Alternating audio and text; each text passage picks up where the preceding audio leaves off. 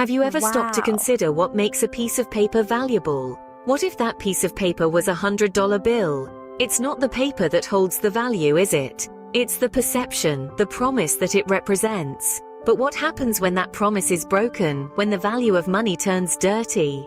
Picture a small town, nestled in the heart of America, called Millbrook, a town that was once thriving, bustling with factories and businesses. But as the years passed and the factories closed, Millbrook was left with a legacy of unemployment and poverty. The town's lifeline was its bank, the last vestige of its prosperous past. Enter Joseph Bannister, a charismatic entrepreneur, promising a new dawn for Millbrook with a revolutionary business model. He was an outsider, a city slicker, but his charm and grand promises won over the town. The bank, along with the town's hopes, was handed over to Bannister. For a while, it seemed like Bannister was the town's savior. New businesses sprang up, jobs were created, and money flowed into Millbrook. But beneath the surface, things were not as they seemed.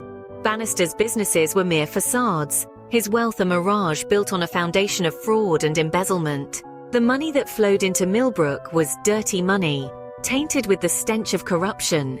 It was money that had been stolen from innocent people, their life savings wiped out in an instant.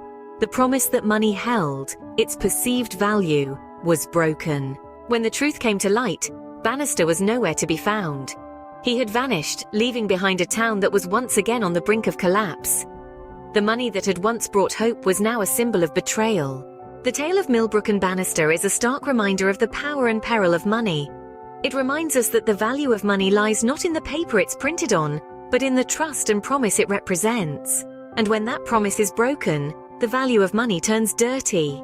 To conclude, remember 3 key points from this tale. Firstly, the value of money is a perception, a promise. It's not the physical paper or coin that holds the value, but the trust and promise it represents. Secondly, when that promise is broken, when money is obtained through deceit or corruption, it becomes dirty money.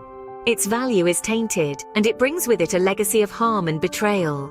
And finally, the effects of dirty money are far-reaching. They extend beyond the individuals directly involved, impacting communities and even entire towns, as we saw with Millbrook.